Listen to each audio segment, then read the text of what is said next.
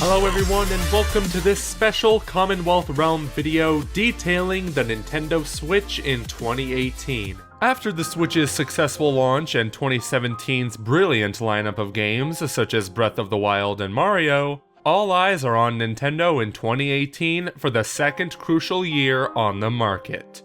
With Metroid Prime 4, Fire Emblem, Travis Strikes Again, Mega Man 11, and Pokemon in the works, and the slow but at this point certain retirement of the 3DS, the Switch has taken the stage to dominate 2018 and 2019. January 2018 has been interesting for the Nintendo Switch.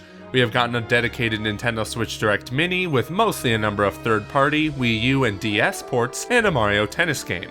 We have already speculated on this channel about a bigger presentation shortly after, and no, Labo doesn't count, as it wasn't direct material to begin with. So without further ado, let us sum up what we know 2018 holds for Nintendo so far, until further reveals and announcements in a spring Nintendo Direct.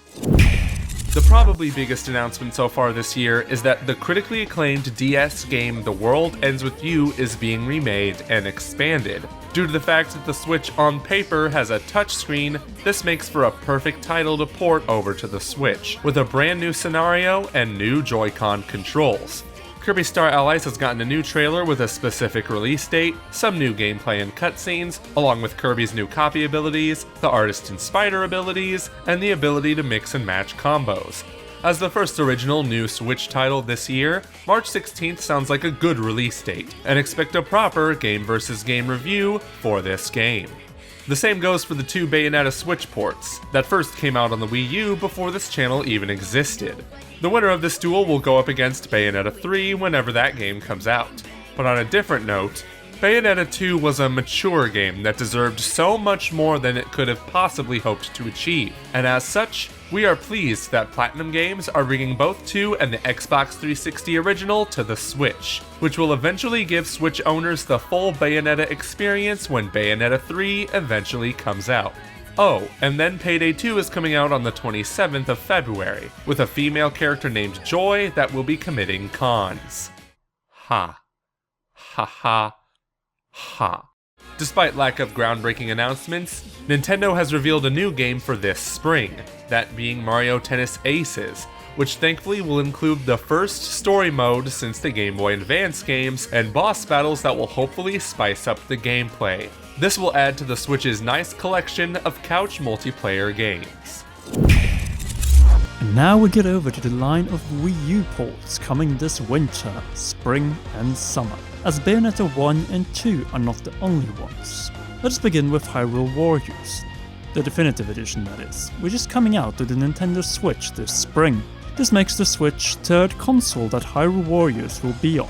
When the game comes to the Switch, it will include all characters and maps from the 3DS and Wii U versions of the game, along with all the paid DLC right out of the box. The game is going to play in full 1080p and include new Breath of the Wild, Zelda and Link characters, along with split-screen multiplayer on the go. The next Wii U port slated for the Switch is Donkey Kong Country Tropical Freeze. When it was initially released on the Wii U, it was praised as one of the best platformers on the system, but due to poor Wii U sales, as with many other games, it never got its chance to shine. The game is coming out on May the 4th, be with you, and it comes with Funky Kong mode, that will act as an easy mode of sorts for new and inexperienced players, but you will of course still be able to play as the original characters. The game will also allow to play in 2-player co-op, on the go or at home. Also in May, this time on the 25th, the critically acclaimed Dark Souls Remastered is making its way to the Nintendo Switch. Although not Metroid Prime 4 or any other big Nintendo game, this title will, along Bayonetta, add to the list of more mature and adult-rated games on the Switch, which may finally cement the Switch for sure as not just a console for children, but a system for every age group. In addition to these, Attack on Titan 2 is heading to the Nintendo Switch on March 31st, the Street Fighter 30th Anniversary Collection, which is coming in May, and finally SNK Heroines, which is launching this summer. Though, the biggest surprise so far this year must be Nintendo Labo, a new line of products that use software, the Joy-Con's IR cameras, and custom cardboard cutouts to simulate, for example, playing a piano or fishing. As Nintendo stated, this line of products, with initial release for its 2 sets on April 20th, is clearly marketed towards children and parents. Not that that's going to stop us from buying one.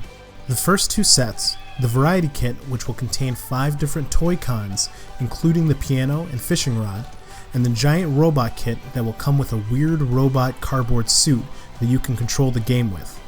Needless to say, this is incredibly innovative, but risky move by Nintendo. There is no way to know until we get our hands on it and see it for ourselves. But unlike Labo, one thing that is not up for debate is the success of the Switch in Japan. The number of Switch sales as of now has outsold the total Wii U sales, and what is about to do the same in America, since it's the fastest selling console ever. Hopefully 2018 will be just as good for the Switch as the first was. We will know for sure with the arrival of the next proper Nintendo Direct and E3 presentation, where no doubt we will see Fire Emblem, Pokemon, and Metroid. Even so, one noticeable thing that was not talked about in the presentation, aside from Yoshi, was the online functionality in the Virtual Console. Seriously, Nintendo, what is taking you so long? Nintendo is losing a lot of money by not having the Virtual Console from day one, even without GameCube games. The Virtual Console would still be a huge plus to the Nintendo Switch and a massive incentive to buy it.